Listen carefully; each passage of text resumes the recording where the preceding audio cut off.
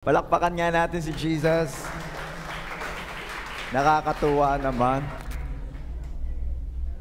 Last Friday ko lang po napansin na may potential si Juris to mag-announce. At nirequest ko. And she accepted the challenge agad. Nakakatuwa naman. Hindi daw nakatulog. I see. Pero hindi halata. Very good, anak. Very good. Namumroblema ako ng kaunti nung ako'y nasa likod kasi sabi ko, paano ko sasambutin yung energy yun ni Juris? Nag-i-stretching ako doon sa likod. Sabi ko, antindi nung energy level nung nag-a-announce, tapos ako'y magtuturo. Paano ko sasambutin yung energy na iyon? But anyway, yan, ganyan ang nag-a-announce. Sabi naman kasi nga ng Bible, di ba, whatever we do, whether we eat or drink, let's do it all for the glory of God. Kaya kahit pag-a-announce, do it ng the best that you can do. Nakakatuwa ang boses top of the lungs. Katuwa naman. So, sa Sunday ba uli? Si Juris uli sa Sunday? Oo, sige. Oo.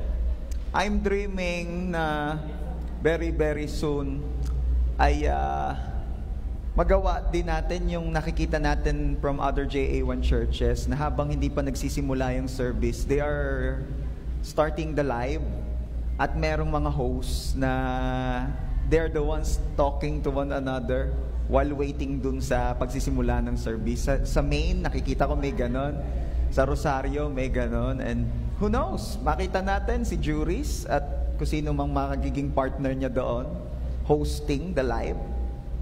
Diba? Nakakatuwa naman It will happen soon. Hindi ko pa lamang alam kung paano dahil saan pupwisto. Doon sa may papuntang CR? Madilim naman doon sa daan, saka maya't may dadaan doon. Hindi rin naman pwede lalo doon sa may basurahan. Pag dini naman sa harap, maya't may-ari bubukas ang pinto, hindi ko pa alam.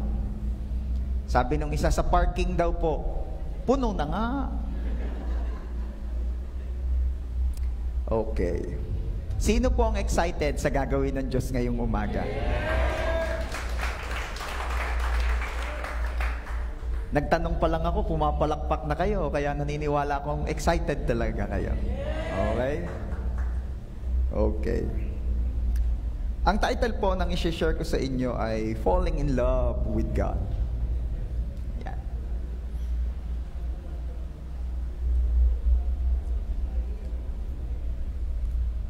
Mahabang panahon po na ang Diyos ay kilala na ng Israel. Kilala ng mga nakakakilala sa Kanya kahit sa ibang lugar. Kung nabasa nyo na po ang mga stories doon sa Book of Genesis, we can see na may mga ibang lugar na may mga Christians na din before. Kahit hindi pa po nagtuturo si Paul, syempre wala pa si Paul in the time of the Book of Genesis, may mga Gentiles o yung hindi Hudyo na nakakakilala na sa Diyos. Diba? Bibigyan ko po kayo ng example. Si Melchizedek po ay isang pare o propeta ng Diyos. At hindi siya from Israel kasi during that time, wala pang Israel. Dahil si Abraham po ay nagsisimula pa lamang sa kanyang ministry that time. And if you are familiar with the story, ay nung may blessing si Abraham, he shared the 10% of his blessing to the priest. And that time, the priest is Melchizedek. Okay, hindi ka napakalakas. Sakto lang ba? Bakit kaya nag-feedback? Ayan, makikicheck naman. Okay.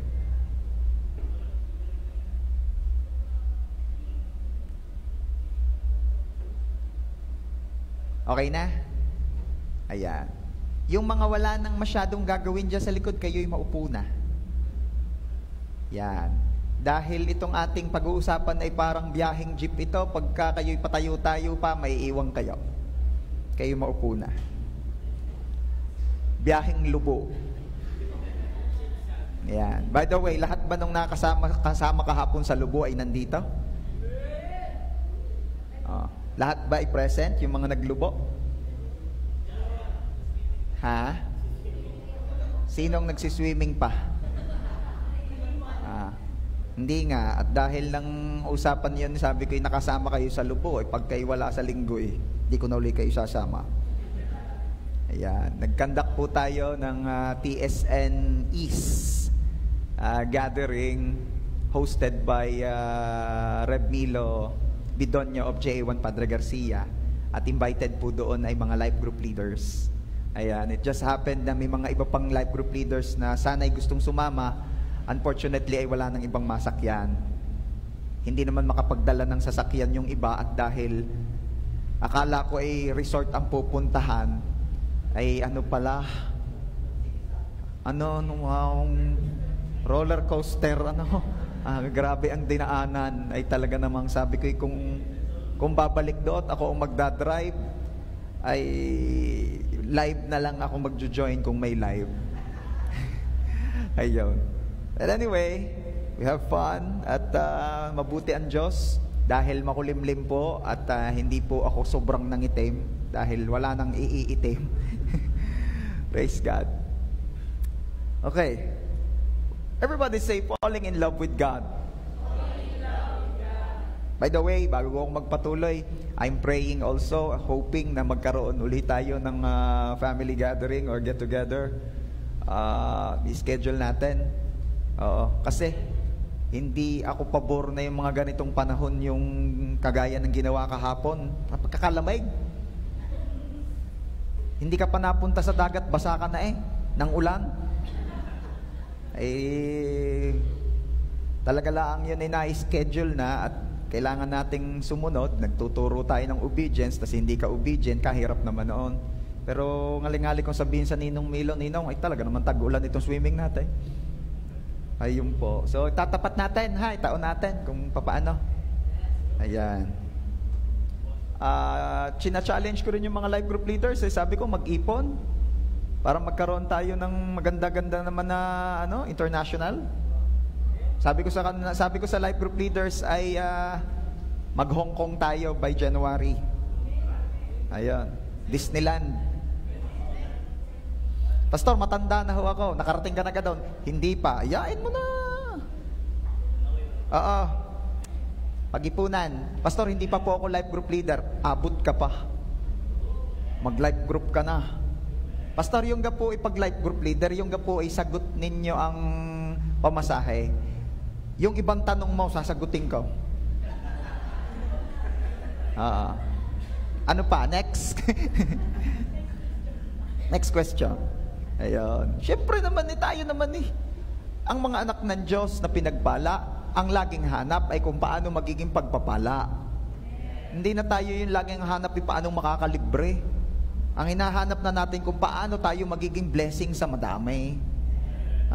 Kasi alam niyo yung pag ang laging hanap ay kung paano at kung saan may libre, yan ay poverty mentality. At hindi yan bagay sa mga anak ng Diyos. Sabihin mo nga sa iyong katabi, ang hanap ko ay yung ililibre. Iyan na.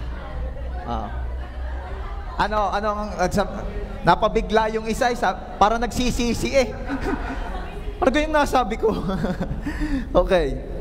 So, God willing po yan, ipag-pray natin. Pastor, by that time ay hindi pa rin yata, hindi ako sure kung ako magiging life group leader na, pwede ka po akong sumama. Pwede. Yan. Ay yung pong pamasahe. Next question. Pag-ipunan, kayang-kaya natin yun. Napapag-ipunan nga ang cellphone. Napapag-ipunan nga yung motor. Makaranas naman tayo ng out of the country. Lagi na lang out of town taga San Jose, out of town. Nasaan? Nasa Lubo. Ibang town yun. Sabihin mo nga, ang JA1 San Jose ay hindi lamang local Christians, kundi international Christians. O, diba? Okay. Everybody say, falling in love with God. Alam niyo yung mga pagkakagastusan na yan, yung mga pasyal na yan, paanong schedule, paanong budget, paano etc. Alam niyo, makakapaisip din naman. Pero hindi ka niyan sobrang maaapektuhan kapag maliwanag, malinaw sa iyo na mahal ka ng Diyos. No wonder, sabi ko nga sa inyo nung intro, marami na nakakakilala kahit papaano kay Lord noon pa man. Pero bakit kinailangan ng Panginoong Jesus ang bumaba rito sa lupa, magkatawang tao, at makihalubilo sa tao? Bakit? Kasi gusto pong ipaunawa ng Diyos na mahal niya tayo. Kasi revealed sa Israel that the Lord is the God who created everything. Malinaw, sila nga ang author ng Genesis. Revealed sa Israel na ang Diyos ay Diyos na nagpapala at nagpaparusa. Pero hindi po malinaw sa kanila that God is love. No wonder Jesus came to show and to say, hey, God is love. Ang Diyos ay Diyos ng pag-ibig. At mahal ka ng Diyos. Mahalaga ka sa Diyos. Gusto ka ng Diyos na makilala mo pa siya lalo. Diba? Kaya nga po in 1 John chapter 4 verse 8, ang sabi po roon, God is love. Kailangan maging malinaw yan. Kailangan ma-reveal yan. May sasabihin ako sa inyo. Marami ang namimiss ng Kristiyanong hindi pa lubusang kilala ang Diyos. Ang dami mong namimiss. Yung tipong ang tagal mo ng Christian pero matatakutin ka pa rin kasi baka hindi pa nare-reveal o hindi mo pa talaga lubusang nakikilala na ang Diyos ay hindi lamang Diyos ng pag-ibig kundi Diyos ding nagliligtas, nag-iingat. Diba? Kaya alam mo, magtataka ka, ang tagal ng Kristiyano, maalalahanin pa rin, yung nag-aalala pa rin sa buhay, warrior, chronic warrior, anxious. Bakit? Kasi hindi pa niya lubusang kilala ang Diyos. Kaya napakahalaga po na makilala mo si Lord. At bakit po, Pastor, falling in love with God ang title? Kasi the more mong makikilala si Lord, the more kang mai-in love sa Kanya. Amen? So, hindi natin patatagalin ito. Yan po ang pag-uusapan natin today. But before that, let's pray. Father, in the name of our Lord Jesus, we come unto you. Nagpapasalamat sa biyaya ng buhay, sa pagkakataong muli pinagkalooban niyo po kami para masamba ka at marinig ang iyong mga salita. Before anything else, we ask forgiveness sa aming mga nagawang kasalanan. Forgive us. Cleanse us with your blood, O Lord Jesus.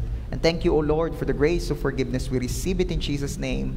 Thank you, Lord Jesus, for you are our righteousness. Today, we pray na huwag niyo pong ibilang ang aming mga kalabis at kakulangan upang mahadlangan ang pagpapalang padadaluyin mo sa buhay ng bawat isa. Bagkos, ang mahayag makita po ninyo sa amin, O Diyos Ama, ay ang Panginoong Jesus at ang katuwiran niya. Salamat po dahil tutugunin niyo po ang aming mga dalangin sa araw na ito. Salamat po dahil kakatagpuin niyo po ang aming mga pusong nauuhaw sa iyong mga pagtuturo at salita. Turuan niyo po kami, O dear Holy Spirit, be with us. Bless the lips of your servant as I share your word. At hayaan niyo po na lahat ng aming mapapag-usapan ay maging crystal clear, maunawaan mula sa pinakabata hanggang sa pinakamatanda, maunawaan mula sa pinakabago hanggang sa pinakamatagal na. At salamat po kasi naniniwala po kaming kayo ang magtuturo sa aming lahat.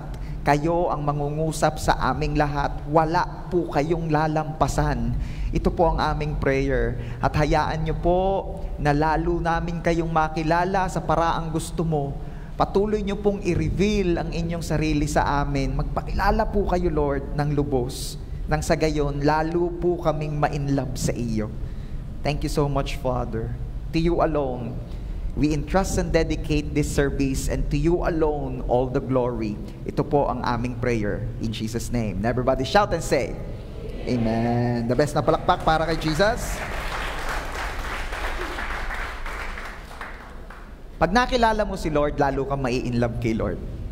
Kaya ang goal ng bawat Kristiyano ay hindi lamang yung ma-inlove sa Diyos eh.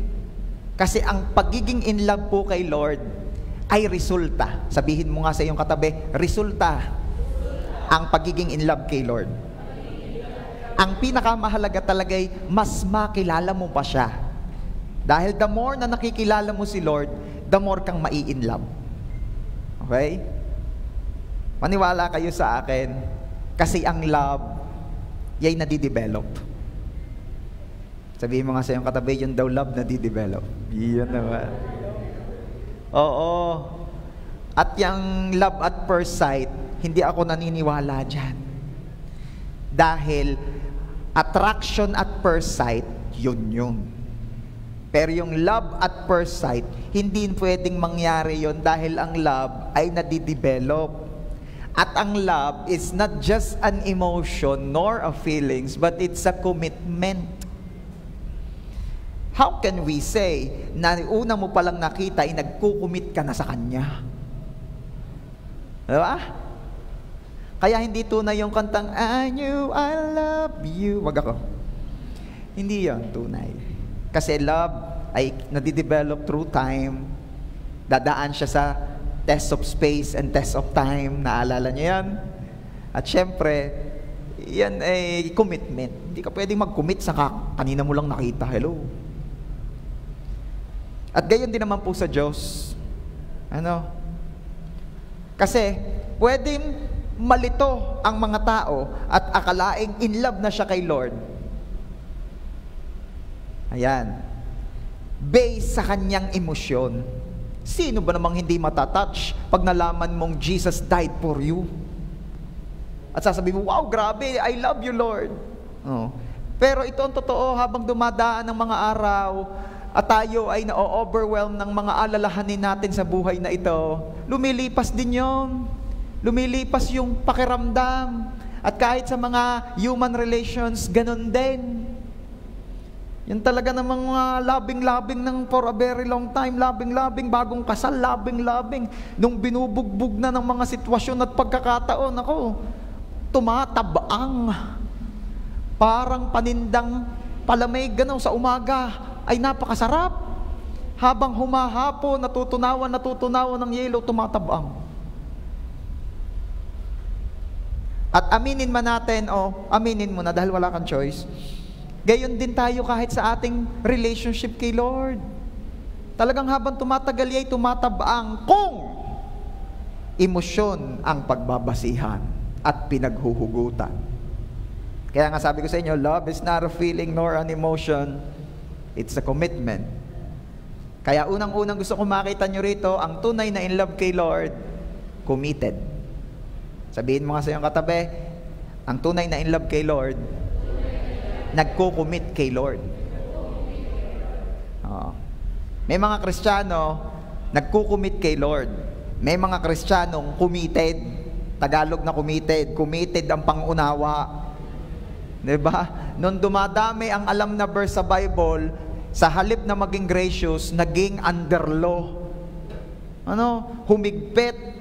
Sabi nga ng isang pastor, ang nagbabasa ng Bible dapat bumabait, hindi sumusungit. Tingnan mo nga yung katabi mo kung mukhang bumabait yan. Kailangan lalong nagiging gracious. Mapagbigay ng second chance. Yung mga umattend ng midweek service, Okay. Napakahalaga nitong love ni Lord, yung love kay Lord. Kaya nga, ang prayer ni Paul, maunawaan natin how long, how wide, and how deep yung love na niya ng Diyos sa atin. Bakit? Pag-usapan natin, ano bang meron diyan? Ba't ba napakagandang ma-fall in love ka kay Lord? Ba't ba napakagandang makilala mo lalo si Lord? Ma-reveal sa iyo ang kanyang goodness, ma-reveal sa iyo ang kanyang love.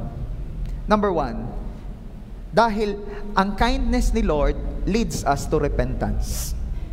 Ang kabutihan ng Diyos ang nag-aakay sa isang tao upang siya'y magsisi at magbago. Yun ang totoo.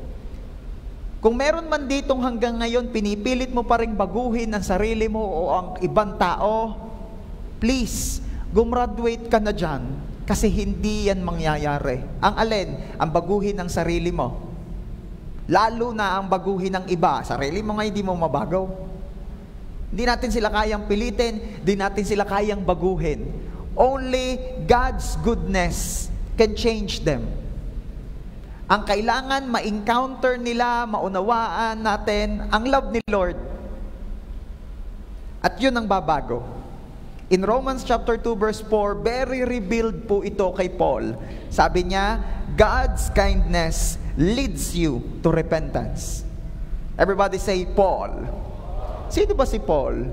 Si Paul po na dati ay Saul, ay mamamatay Kristiyano. Basta nabalitaan niya na ikaw ay naniniwala kay Jesus, hahantingin ka na niya.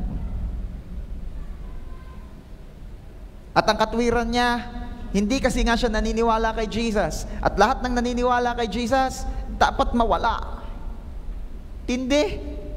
Oh, sabihin mo nga sa iyong katabi partner, si Saul, mamamatay Kristiyano. Pero ano nangyari sa kanya? Minsan, may pupuntahan siyang isang lugar dahil nabalitaan niyang maraming Kristiyano doon at yun ay uubusin niya. Kung di man siya ang gumawa, ipatatrabaho niya. Pero habang daan, na-encounter niya si Jesus. Na-meet niya si Jesus. May isang blinding light na nag-struck sa kanya. Siya ay nakasakay ng kabayo. May isang blinding light daw na tumama sa kanya. Sobrang tindi ng liwanag na siya'y napabagsak, nahulog sa kanya sinasakyang kabayo. At nagwika ang liwanag na ito, Saul, Saul, bakit mo ko inuusig? Saul, Saul, ba't mo ko inaaway? At ang sabi ni Saul, sino ho kayo? Hindi ko ho kayo inaaway, sino kayo? At nagpakilala ang boses, ako si Jesus, ang iyong inuusig. And from that moment, nalaman niya at nakilala niya si Jesus pala'y tunay. At alam niyo kung gaano katindi yung liwanag na yon? Binulag po noon ng sometime si Paul. Kaya si Paul po ay kinupkop ng isang Kristiyano. At siya ay bulag. At merong isang leader of the Christians that time na kinausap ng Diyos at ang sabi, puntahan mo si Saul. Sino ho, Lord? Si Saul. Si Saul ho, yung nanggagayon ho sa amin? Oo. Oh, Lord, galit ka kayo sa akin. Papuntahin mo doon, nanggagayon nga ng Christian niya. Kaya pumunta doon, kailangan niya ng panalangin. Imaginein mo yung, hirap mo, papanalangin ko, aray. And to make the long story short, na ipag-pray siya. And if I'm not mistaken, this is what happened. Merong daw parang kaliskis na nalaglag sa mata niya. Natanggal. And from that moment ay nakakita na uli si Paul. At from Saul, Paul na ang pangalan niya. Binago siya ng Diyos. Binago siya ni Jesus. At mula sa mamamatay Kristiyano, ay ano na nangyari kay Paul? Naging na siyang tagapagparami ng Kristiyano. Grabe, ano? Kaya, mas lalo mong mauunawaan yung Romans chapter 2 verse 4. Dahil nalaman mo ang background nung nagsulat, nung nagsabi. At si Paul yun, ano nga lang sabi niya? God's kindness leads you to repentance. Nagtuturo siya eh. Pero kung sa sarili niya lang yan, sasabihin ni Paul ay ito, ang kabutihan ng Diyos ang nagdala sa akin para ako'y magbago. Naranasan ko siya. Na-revealed sa akin na siya pala yung lahat ng inaral ko kasi ito pong si Paul learned. Ito po'y nag-aaral. Siya po kung di ako nagkakamali, pare si ito Nag-aaral siya. Alam niya ang lahat ng mga nasa Torah. At naunawaan niya na si Jesus ang binabanggit doon sa mga promises. Na-reveal, nakilala niya si Jesus. And that moment, nung na-reveal sa kanya kung sino ang Diyos, yun ang nag-akay sa kanya para magbago. Kapatid, maaaring may nakikita ka sa sarili mo o sa ibang tao at iniisip mo, hanggang kailan kaya akong garini? Kailan kaya mababago itong ugali ko na parang adobo, kulang pag walang toyo? Diba? Kailan kaya mawawala yung aking topak? Kailan kaya yung babait na ako? Kailan kaya yung maaalis na yung pagiging magagalitin ko? Yung sobrang bilis kong magalit? Kailan kaya mawawala yung pagiging mayayamutin ko? Kailan kaya mababago yung pagiging madamot ko? Yung pagiging mapaghinala ko sa kapwa? Diba? O maaaring yun na may nakikita mo sa iba at tinatanong, iniisip mo rin, kailan kaya mababago ang taong ito? Hanggang kailan kaya ako magtitiis dito? I have a good news for you kung yan ang iyong concern.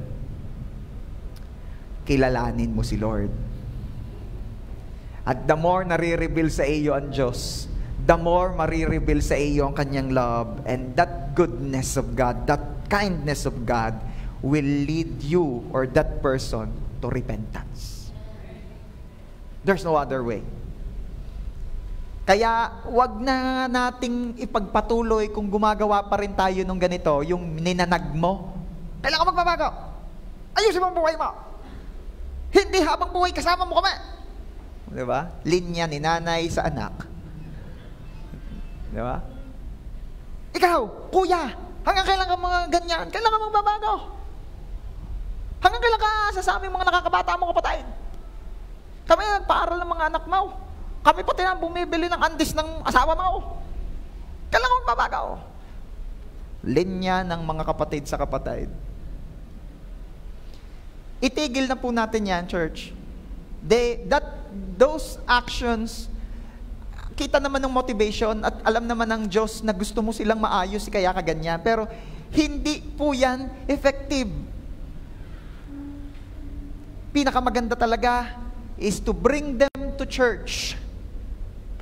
Bring them to God. Let them hear the word.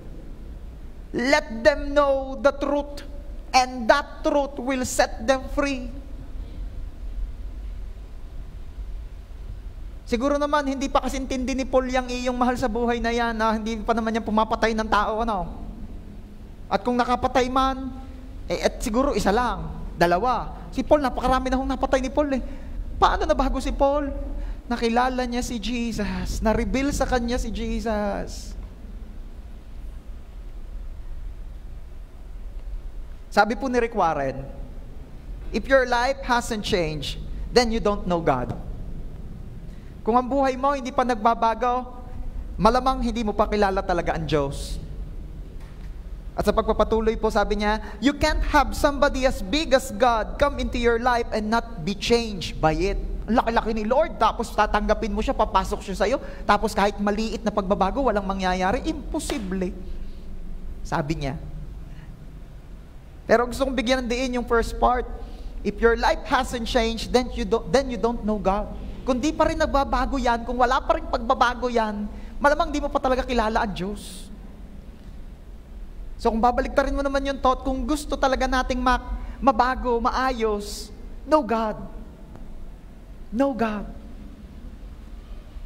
Religion is good, but religion cannot change you. And never believe in the lies of this world telling that all religion are just the same. That all religion ay iisa lang ang na patutunguhan niyan at lahat ay patungo sa Diyos.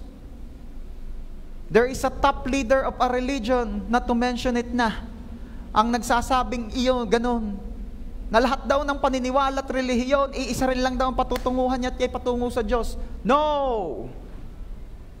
No!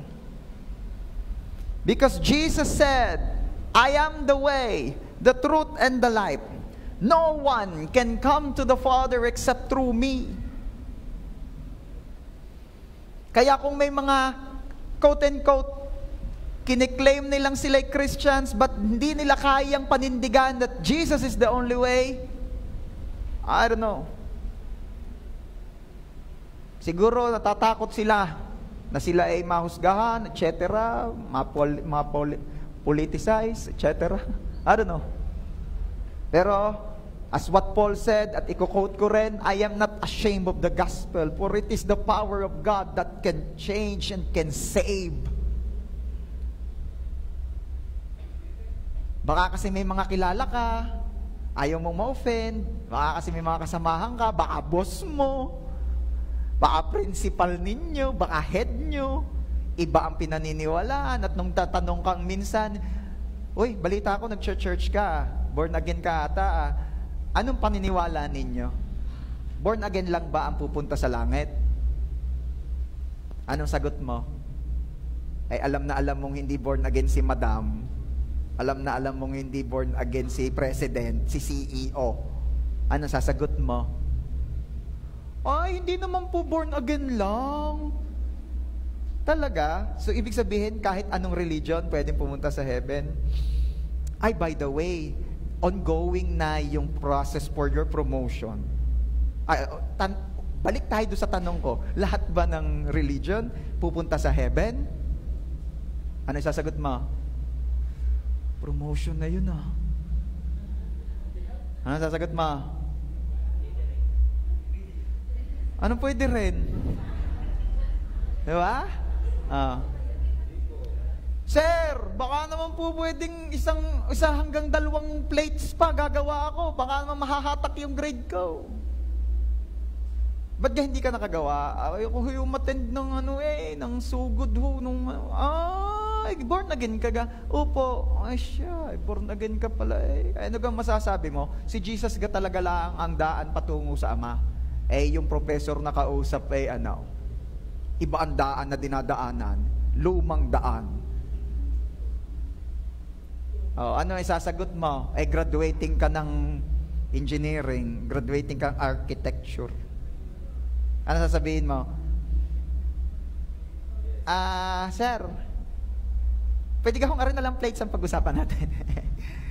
Ano sasabihin mo? Diba? Defining moments. At nanggat di ka nakakagraduate dyan, there is a very sikat na preacher sa US.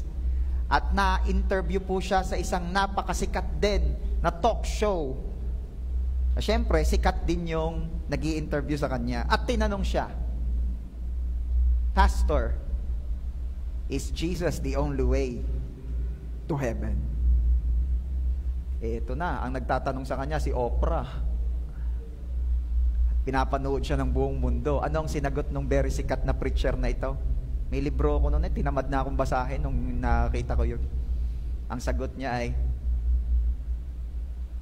meron din daw mga iba pang paraan, pero iisa lang din daw ang patutunguhan. Nakaw, ngulangali kung silaban na yung libro ayoko nang panumbasahin na rin libro na rin. Matamad lang, walang paninindigan. Pastor, kung kayo ang napalagay doon sa katatayuang iyon, at very much is at stake, ang tanong ko lang naman dyan hanggang very much at stake na yay madadala sa langit. Okay? Kaya Jesus is the only way. At ultimong pagbabago natin, kagaya ng ating topic ngayon, ultimong pagbabago ng ating kasama, ng ating kapwa, si Jesus din lang makakagawa niyan. Goodness and love lang din ni Jesus ang makakagawa niyan. So ano dapat mong gawin? Let's bring them to Jesus. Invite them. Never stop doing the things na makakapagdala sa kanila palapit kay Lord. Mahayaan mo sila makarinig ng salita. Sendan mo ng sendan ng live natin. I-mention mo ng i-mention sa comment section. Bibigay din niya. Kung hindi man siya bumigay, ibibigay din siya ni Lord sa'yo. Diba? Sabihin mo nga, ako ay mananagumpay na Kristiyano. Alam niyo pag sinabing mananagumpay, yan conqueror. At di ko naman sinasabing mananakop kayo parang China, hindi gayon. Pero you can conquer your household. Ang isa na makakilala raw sa buong sambahayan, ang buong pamilya niyan maliligtas. Kung yung isang iyon nakakilala kay Lord, ay tunay na nakakilala. Okay. Pastor, ang dami ko pong nagawa, ang dami kong mga sabit sa buhay. Ako kaya po talaga kaya pang baguhin ang pag-ibig ng Diyos. In spite and amidst of everything that I've done. Ayan, ito ang sagot. Hindi magbabago ang pag-ibig ng Diyos sa iyo. Ang pag-ibig niya ang babago sa iyo. Sige, palakpakan mo si Lord. Bakit? Bakit ko nasabi na ang pag-ibig ng Diyos ay hindi magbabago? Kahit ano man ang nangyari sa iyo, kahit ano man ang naranasan mo, kahit ano man yung up to now ay ginagawa mo. Kasi, the next slide please, God's love isn't based on what you do. It's based on who He is.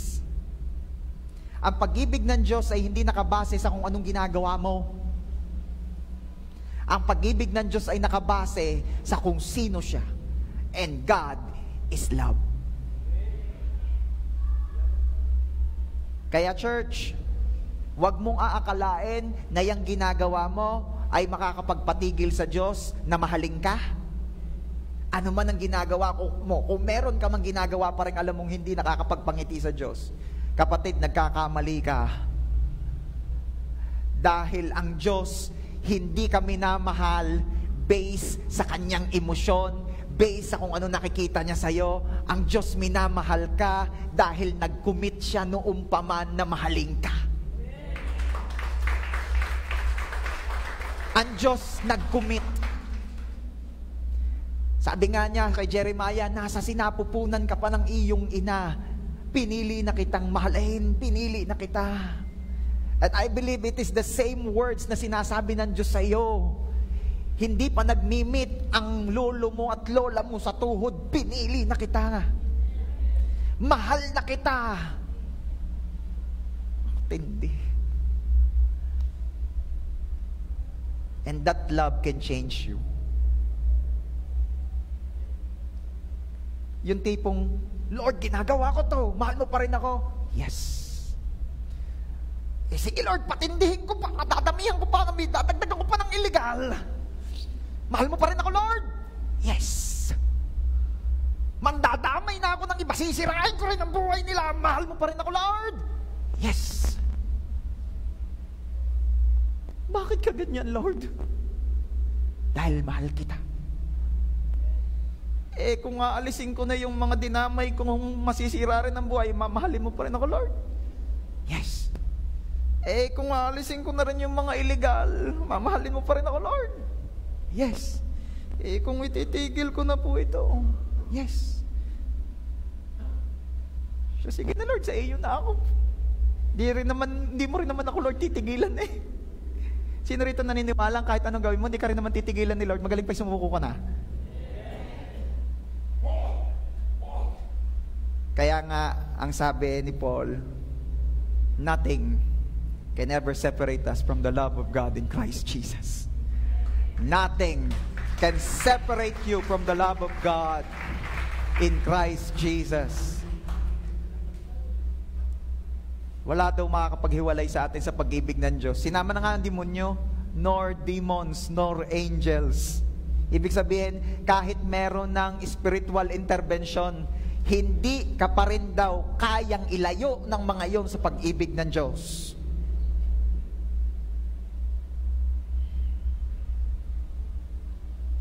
Because God's love isn't based on what we do. His love is based on who He is. Pwede bang palakpakan natin ang Diyos ng pag-ibig? Wow! Oh, how He loves us. Sa pambagay na nakita ko, na hindi masakyan ng marami, ay ito, number 2. God's love disciplines. Marami, nung na-encounter nila ang love ni Lord, at kasama at kasabay po ng pag-ibig ng Diyos ang pagtutuwid dahil ang pag-ibig ay nagtutuwid, hindi nila ngayon maproseso yun dahil ang ine-expect at inaakala ng tao, dahil yun ang ifinid ng mundo sa kanila ay love tolerates. ang love ay nang i-spoiled. Kaya nung tinutuwid na siya ng Diyos na umiibig sa kanya, si Kristiyano pumapalag na. Bakit? Lord, I am yours, I am yours. Sige. Siya, aalisin na natin yung iyong mga pinapanood na yan, ha? Tayo mo na, Lord. Ay siya, ay babawasan mo na yung iyong kinakain yan, ha? At alam mo namang hindi. Tayo mo na, Lord. Walang ganyan, ha? Ay siya, ay hindi ka na mag-i-scatter, ha? At tatatay mo na, Lord. Walang ganyan, ha? Yan na siya. Ay siya, iiwasan mo na yung mga kaibigan mong yang ipinapahamak ka na ang namat, sinisira ang baga mo at saka ang atay mo, ang kidney mo at ang bituka mo, ha? Walang gayanan, Lord, mga kaibigan ko yun, eh. Yan na. Ito na. Andito na tayo. Kaya maraming Kristiyano, even before encountered the love of God, the goodness of the Lord, nung nagsisimula na siyang disiplinahin, dahil ang pag-ibig nagdidisiplina, ito na, ayaw na. Ayaw ko na dyan. Bakit? Siniraan pa. Napakahigpit, napakahigpit. This is a honest question na nangangailangan ng honest na sagot. Mahigpit ba ako sa inyo? Mahigpit po ba ako sa inyo? Lalo na yung mga matagal ko nang nakakasama, mahigpit ba ako sa inyo?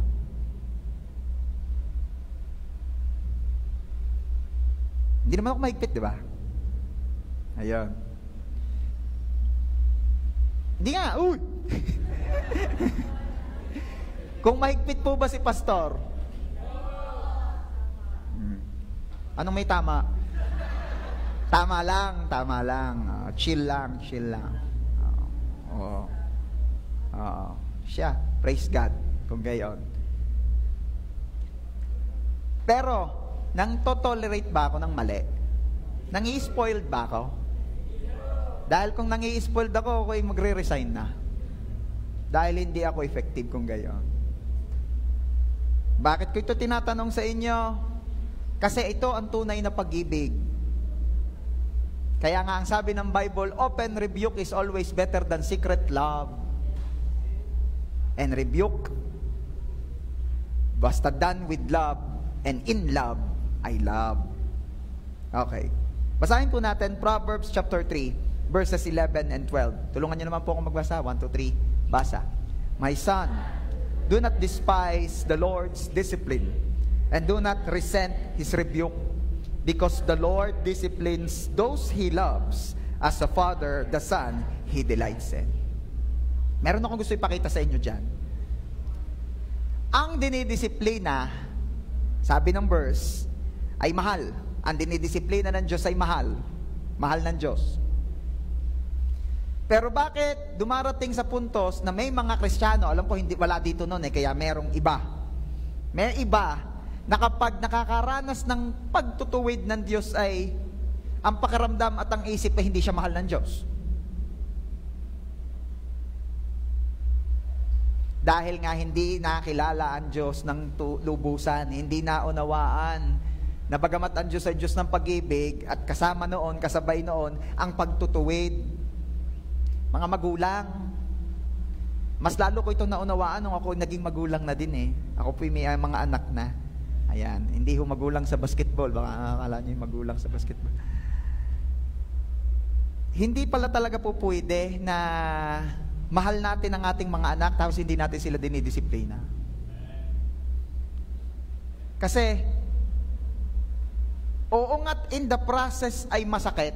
In the process ay nakakalungkot. Kasi sa totoo lang, kung ang anak masasaktan, ang anak nalulungkot ay doble, triple o times 10 sa magulang Sa totoo lamang. Yung kailangan mong paluin si Elise, kita nyo ba yung itsura ni Elise? Pero kailangang disiplinahin dahil napakabait. In Jesus' name. Ay nakakadurog ng puso kinukuha ko pa lang yung sandok. Dahil sandok ho ang aming pampalo o kaya'y suklay, yung dapat merong specific. Para minsan, na-avoid na yung paluan, makita lang, you want me to get the sandok? No, I will not do it again, Papa. At least alam na. And let's avoid using hands. Hindi yun maganda. Yung mga magulang, future na magulang, hindi maganda ang kamay ang pamalo. Dahil minsan, nakukompuse na ang bata, gusto mong hawakan, gusto mong pakitaan ng love, hindi alam kung lalabin mo o papaluin mo. Dahil kamay ang gamit. Itong kamay ay ginagamit ng magulang, pampakiramdam ng affection and love. Iba yung pampalo. Are you getting me? Wag din naman mga pala at saka yung mga barita. Wag naman. Tsinelas. Depende sa tsinelas ha. Ako po ay batang lumaki sa palong alpombra. Kaya talagang may mga sigsag ho ang legs ko. Depende rin ho sa tsinelas ha. Sabi siya, liliitan na laang. Ano daw? Ting-ting. Lalo. Aranas din ho, mahaplit ng ting-ting. Ay, talagang may hapdi. Gugustuhin nyo pang alpombra. Okay. At kahit po, marami verses sa Bible nagsasabing huwag ilalayo ang pamalo sa anak. Ibig sabihin, huwag mawawala ang disiplina. Bakit? Ang dinidisiplina, mahal.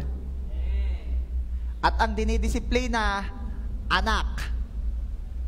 Ikaw ay may anak, for example, at gustong garutihin ang kapitbahay mo't didisiplinahin, magagalit ka? Natural. Bakit? Who gives you the right to discipline my son? Ano ibig sabihin ko? Anong puno-point ko? Ang dinidisiplina lamang ay anak. Kaya kung ikaw ay dinidisiplina, nakakaranas ka ng pagdidisiplina ng Diyos, magala ka. Dahil ang tingin sa iyo ng nagdidisiplina ng Diyos sa iyo ay anak. Huwag kang malungkot.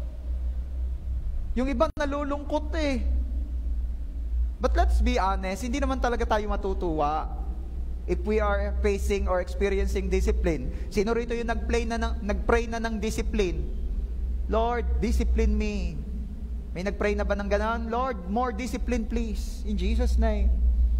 Nagtanim ka, no? Ba't ka nagpakain ng pansit? Ay, nagpe-pray ako. Anong pinagpe-pray mo? Sasama sa prayer. Naku, disiplinahin pa ni Lord.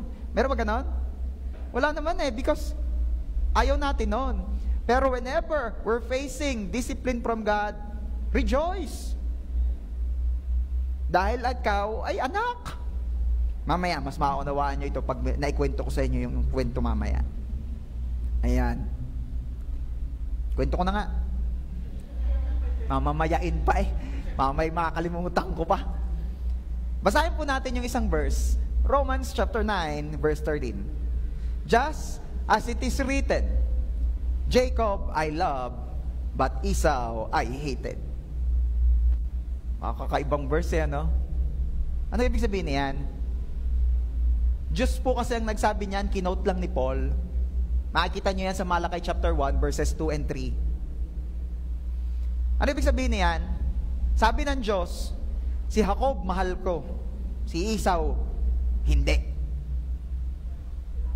Oo, katindi. Diretsahan na yan, sakit nun, ano? Oh. Ano ba nangyari? Ito po kasi yon. Si Isaac po, na anak ni Abraham, yan, good, they're doing their homework. At ni, naglahok na. Bakit naman magkakaanak si Isaac sa kanyang ina? Closing prayer na tayo bago pa ako...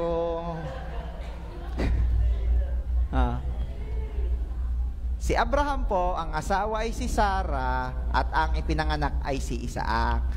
Si Isaac po ay nag-asawa, ang pangalan ng asawa niya ay Rebecca.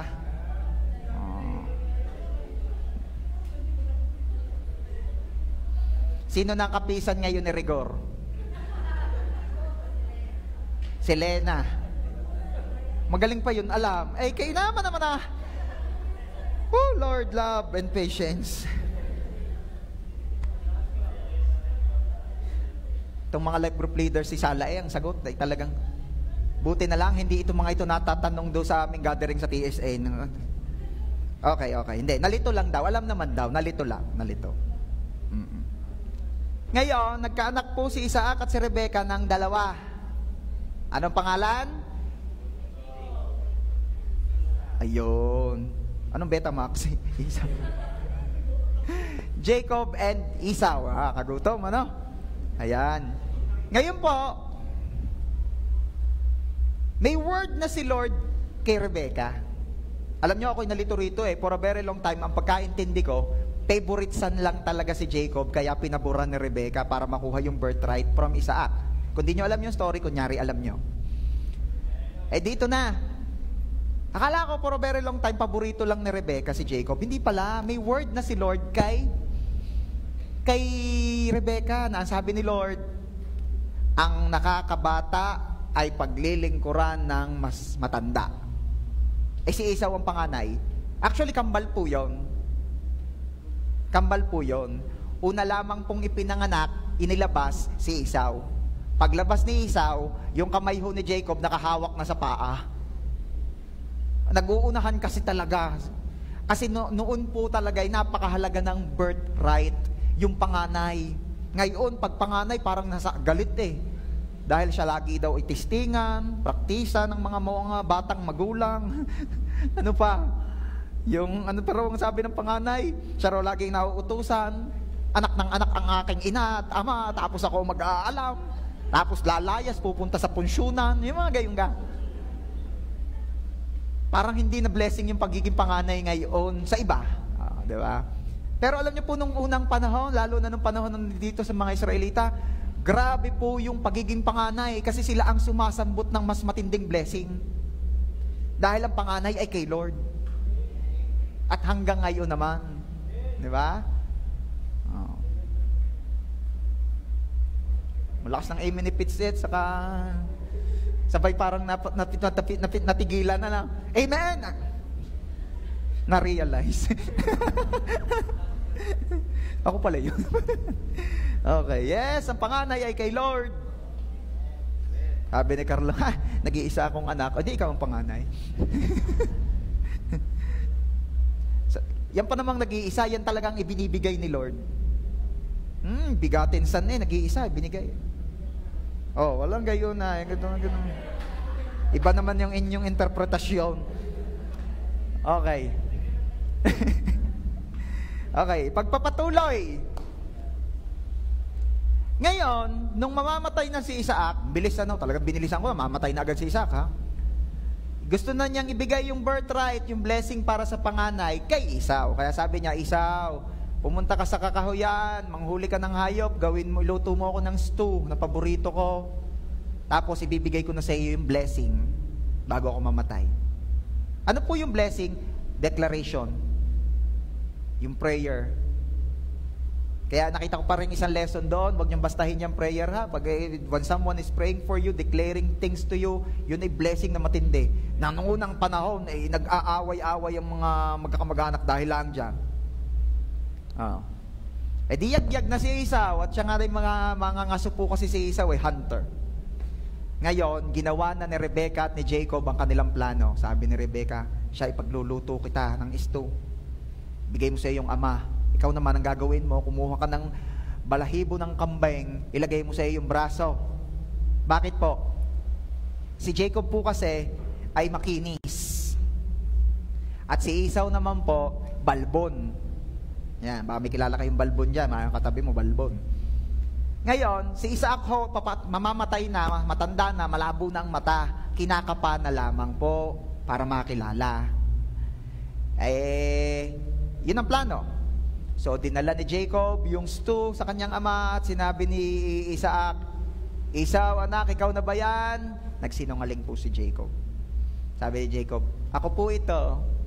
Sabi ni Isaac, lumapit ka nga sa akin kasi gusto niya makasigurado. At hinawakan ang braso, hinaplas ang braso at alam niya naman expected na mabalahibo. Ikaw ba talaga yan? For the second time, tinanong ni Isaac si Esau at si Jacob. At sabi ni Jacob, ako po ito, ama. Ako po si Esau. Sabi ni Isaac, ang boses ay boses ni Mickey Mouse. Ay boses ni Jacob. Pero ang braso ay braso ni Esau. Anyway, nasa ng aking stew? At kinain niya at nirelease niya ang blessing. Nakuha ni Jacob ang blessing ng birthright. At dumating na si Esau. Sabi ni Esau, tatay, narinig na ako. Lulutuin ko lang ang reha at di tayo huy magka-blessing na. Sabi ni Isaac, naibigay ko na. Ha? Kararating ko lang. Naibigay ko na, malamang kapatid mo yun. Ay nagtatago na yung mag-ina doon sa may kusina nung oras na yun. Sino hindi matatakot kay Esau? Hunter yun. Sabi ni Esau, nasaan ang kapatid kong iyong? Inay! Nasaan na naman yung baby boy mo? At ang sabi ni Rebecca, Tutoy, dyan. Tutoy. Tutoy, ikaw ay pumunta din sa lugar na area. Naroon, nakatira doon ng iyong tito Laban. Doon ka muna tumira. At utasin ka ng iyong kuya. Kaya si Jacob ay pumunta sa kanyang tito Laban. Okay? Ano pang nangyari? Pagdating naman niya sa kanyang tito Laban, nakita niya ang kanyang dalawang pinsang babae. Ano ngayon ang pangalan? Bibigyan ko kayo ng second chance, yung nagkamali kanina. Ano ang pangalan ng dalawang pinsang babae ni Jacob sa kanyang tito Laban? Rachel, ano ipilido? Hindi, joke lang. Hindi, lubang ko daw. Anong pangalan? Rachel at? Rachel at? Leah. Sinong mas matanda? Anong mamay punsing? Napaka-pipiloso po kayo. Sino mas matanda na mamay punsing? Si Leah po. Sunod si Rachel. At na-in love si Jacob kay Rachel. Pastor, pinsan niyo, pinsan. Noong unang panahon, inaalaw pa iyon dahil kakaunti pa ang tao. Okay? Kaya yung iba riyang baka kung iniisip ninyo, itigil mo na yung pag-iisip na yan, hindi na yan pwede ngayon.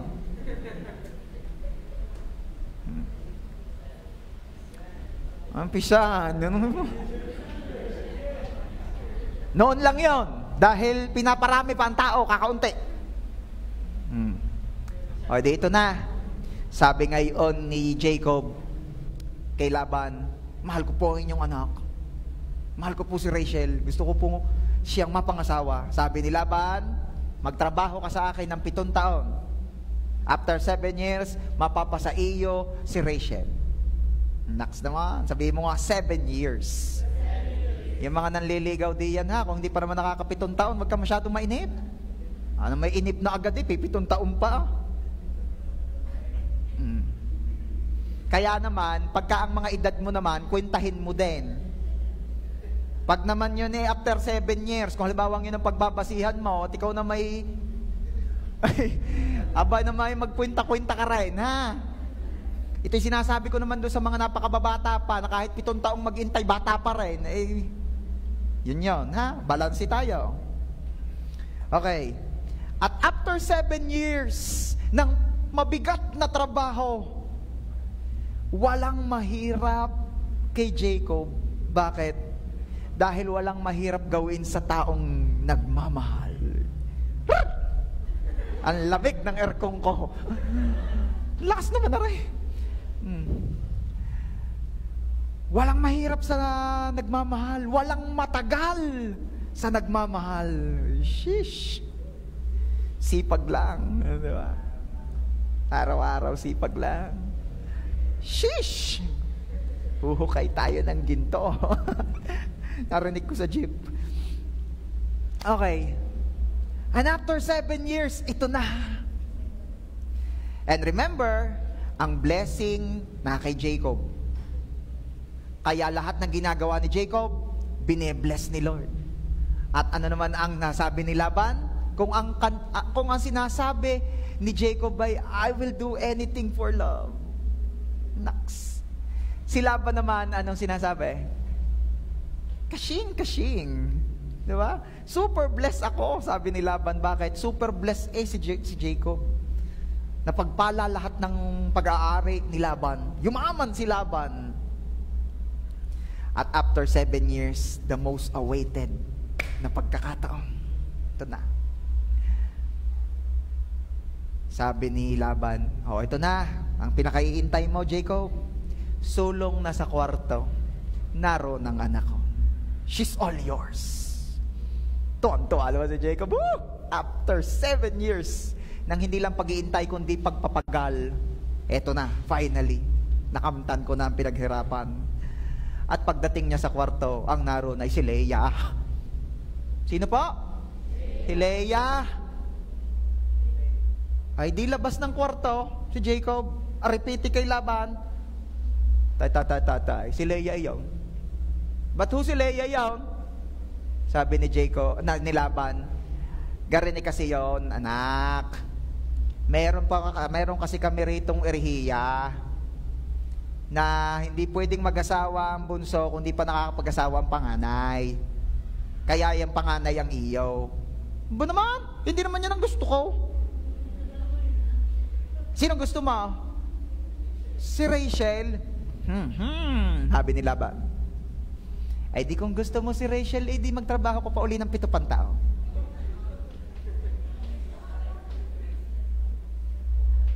Pastor, tatata muna. Ano yung magpapadalawang asawa? Sabi ko nga sa inyo, pwede yun noon at pinaparami pa ang tao, kakaunti pa. Okay? Huwag nyo nang ipilit. Noon lang yon. Hindi na pwede yan ngayon. Madami na ngayon. Wala nang paglagyan. Sa ibang bansa nga, may one child policy pa o 2 child, baga. Okay. Kaya yung ibang taga roon, napunta rito, naging mayor. Ngayon, ito na. Ano ba yan?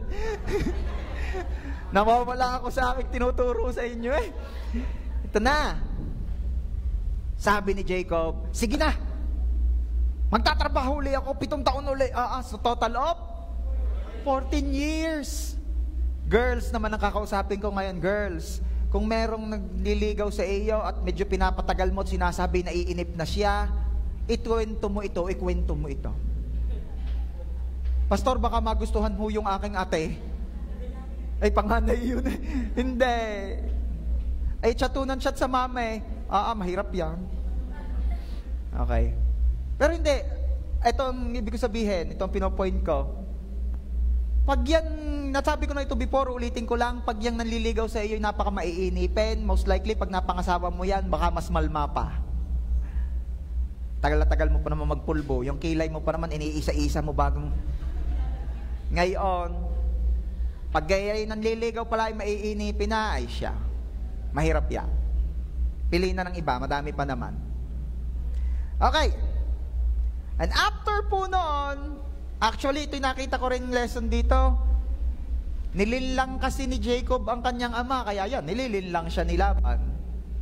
We cannot mock God, what we sow, we reap. Blessed na si Jacob, ha? Si Jacob tumanggap na ng birthright blessing, pero hindi siya exempted sa law of sowing and reaping. Kaya mag-ingat kayo ha, kung anong itinatanim mo, yaanihin mo talaga, kahit pa ikaw ay bless. Ito na. At natupad na ang pinakaiintay ni Jacob. Nakuha na niya si Rachel. So nagkadalawang asawa. Dumami ang anak. Okay? Kaya nga siya nagkaroon ng anak na, ilan na naging anak ni Jacob? Ilan naging anak ni Jacob?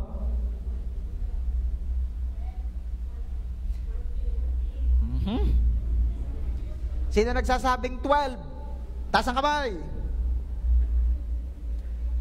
Sinong nagsasabing more than 12? Taas ang kamay.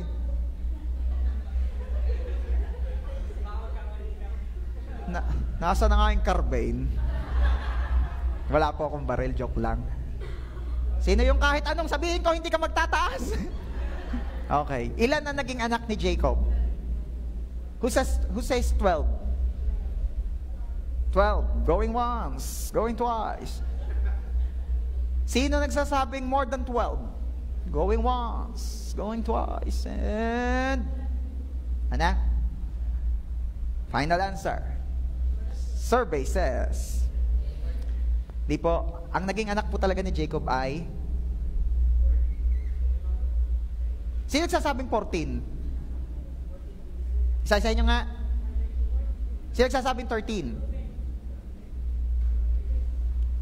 13. May isa po kasing babae. 12 lalaki.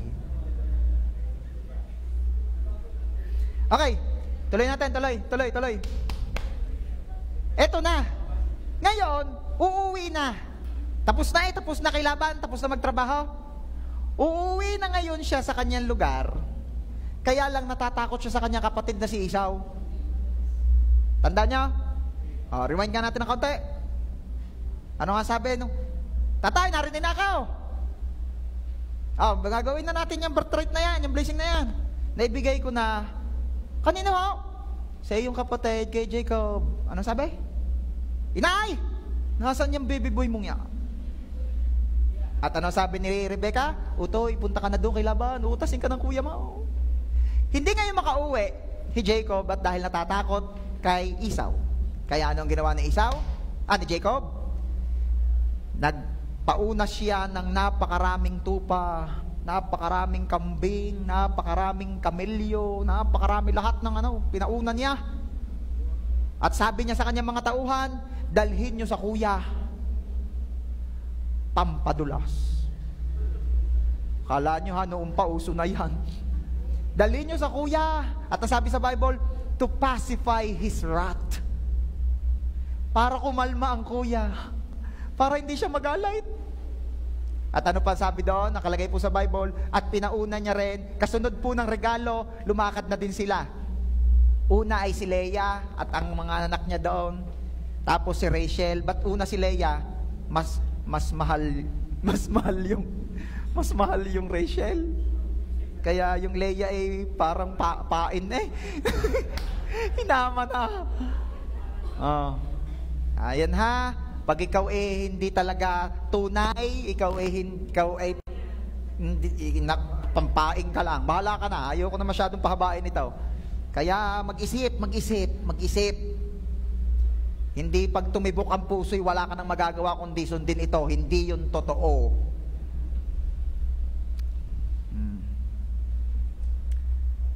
Kaya ang utak ay mas mataas kaysa puso. Okay. At pagdating nila, nagpanagpo na sila, sabi na ni Esau, hindi naman ako galit sa tagal na ganabang iyo. Saka look at me, I'm blessed.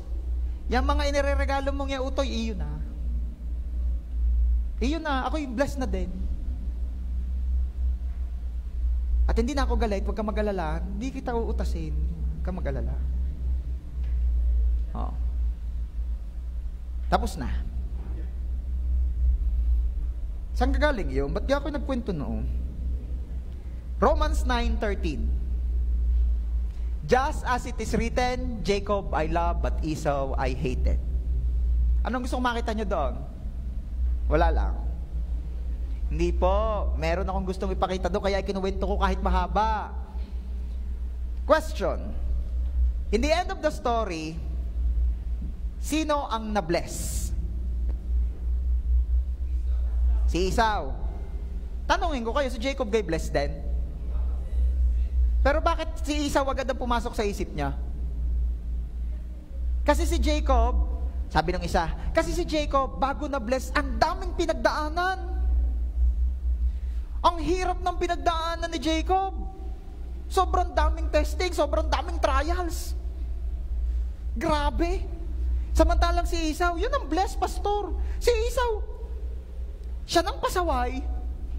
Siya nang walang blessing pa nga ni Lord ng lagay na yun ha. Pero, tignan nyo, yumaman lang. Hindi naghirap ng mga kagaya nung kay Jacob.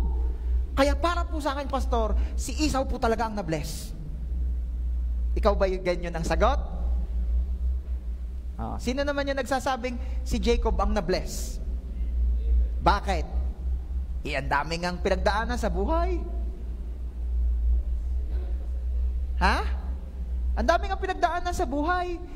Ang dulo naman pareho rin lang bless Oh. Basahin mo uli yung verse. Romans chapter 9 verse 13. Just as it is written, Jacob I love, but Esau I hated. Alam niyo, baka nagtataka kayo, bakit si Esau ay blessed pa rin? Even if God said, I hate Esau. Ito lang ho ang sagot diyan. Si Esau na bless, pero walang matinding pagsubok na pinagdaanan na. Walang testing, walang discipline. Because even if Esau was blessed, God hated him. At ano nga ulit ang sabi ko sa inyo? Whom I love, I discipline.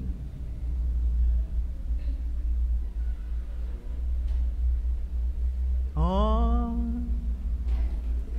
Whom I love, I discipline. Bakit ho yun? Wala namang relationship kay Lord, ka be bless. Baka Esau. Bakit ho ako, kung kailan ho ako lumapit sa inyo, saka ho ako nagka-problema ng ganito? Baka love.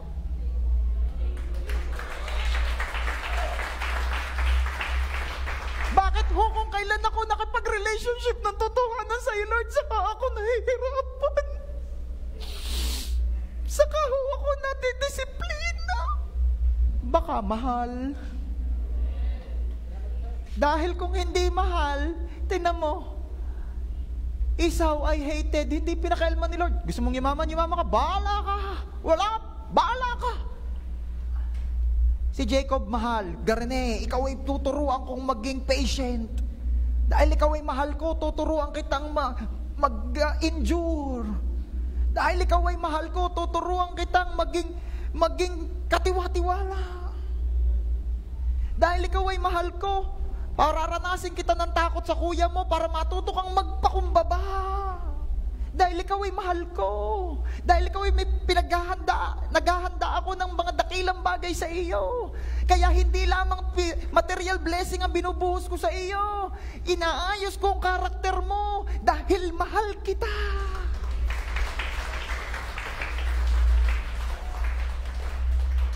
In the end of the day, it's not the material blessings that counts. Pagdating mo sa langit, we will have this so-called glorified body. Nagniningning ang glory. May glory kang iyo pagdating mo sa heaven. Okay? Pero ang glory daw doon, hindi pa rin pantay-pantay. Ang ningning ng kaluwalhatiang meron ng glorified body mo doon ay nakabase sa kung gaano mo naging kamukha si Jesus sa lupa. Okay? Kaya in the end of the day, the real blessing ay yung lumitaw sa iyong maayos na karakter after the discipline, after the testing. That is why God said, Jacob, whom I disciplined because I love. Kaya wag laging nakatingin, bakit yung mga yun di naman nag-church ka, be bless? Baka Esau. Bakit ako, kung kailan ako na-born again, kung kailan ako nag-attend ng service, saka ang dami kong pagsubok sa buhay, baka Jacob. At anong sabi naman ni Lord? Jacob, I love.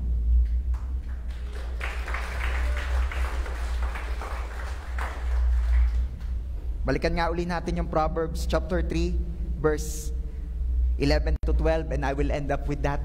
Meron pa ako number 3, tutuloy natin next Sunday. Mahaba rin yung number 3, kaya mas maganda gawin ko na yung isang buong teaching.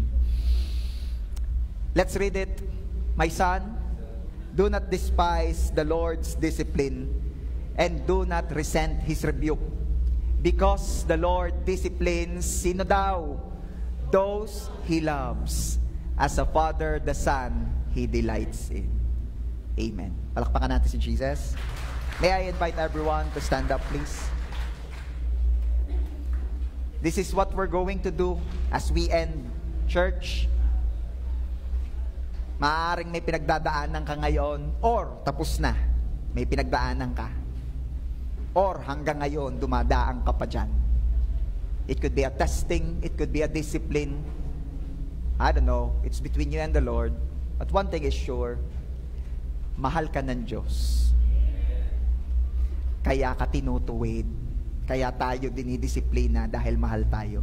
Kasi kung hindi niya tayo mahal, kung hindi, magtaka ka, kung hindi ka pinapakailman, magtaka ka kapag kayong habang lumalapit ka at lumalakad ka sa relationship mo kay Lord, wala man lamang ka-challenge, wala man lang ka-testing, magtaka ka na. At magtanong ka, Lord, ba't para yatang wala kang pakialam sa akin? Yung kahit anong gawin mong masama, goods ka pa rin, magtaka ka na. Baka akala mo, favor of the Lord. Hindi favor yun. Magtaka ka na. After everything that you're doing at wala man lang consequence, magtaka ka na. At wag mong akalaing mabuti ang Diyos, kaya ganito, pinapalampas ako. Hindi, baka wala kang pakialam. Baka isaw. Magtaka ka na. And it's about time to go back to your first love and ask God, Lord, ayoko ho ng garne. Oo nga ho, nag-i-enjoy ako sa aking compromised life, pero Lord, ayoko na ng garne. Ako'y nagtataka, ba't wala kayong pakialam sa akin? Ba't wala man lang testing? Ba't wala man lang pagtutuwid? Lord, patawarin niyo po ako. Pakialaman mo na uli ako, Lord. Ayoko ng garne. At kung ikaw naman yung taong noong mga nagdaang panahon, nagtatampo ka sa Diyos dahil kung ikaw mo naman, sabi mo naman, kung kailan ako lumapit ng totohanan sa iyo, Lord, saka naman dumami ang problema ko, saka dumami ang pagsubok ko, saka dumami itong mga pagkikiskisang ito. At ikaw ay nagtampo kay Lord, hingi tayo ng tawad dahil ngayon nauunawaan mo na those He disciplined, He loves.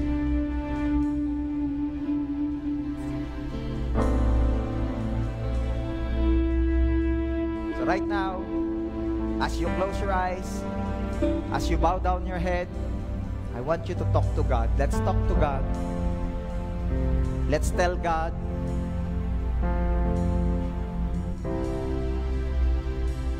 Lord, salamat po sa inyong pag-ibig. Pag-ibig na nakikialam. Pag-ibig na nagtutuwid. And Lord, we pray, anuman ang gusto mong palabasin sa amin through this test, through this discipline, Lord, do your will. Let your will be done. Palabasin mo ang katangian na gusto mong palabasin sa amin through this test, through this discipline. Makamukha pa namin kayon lalo, Panginoong Jesus. We ask forgiveness sa mga panahon na kami nagtampo, hindi namin naunawaan. Forgive us, Lord, kung hindi namin alam. Forgive us, Lord, kung hindi namin naunawaan. And right now, nauunawaan na namin. Right now, alam na namin. Thank you for that love.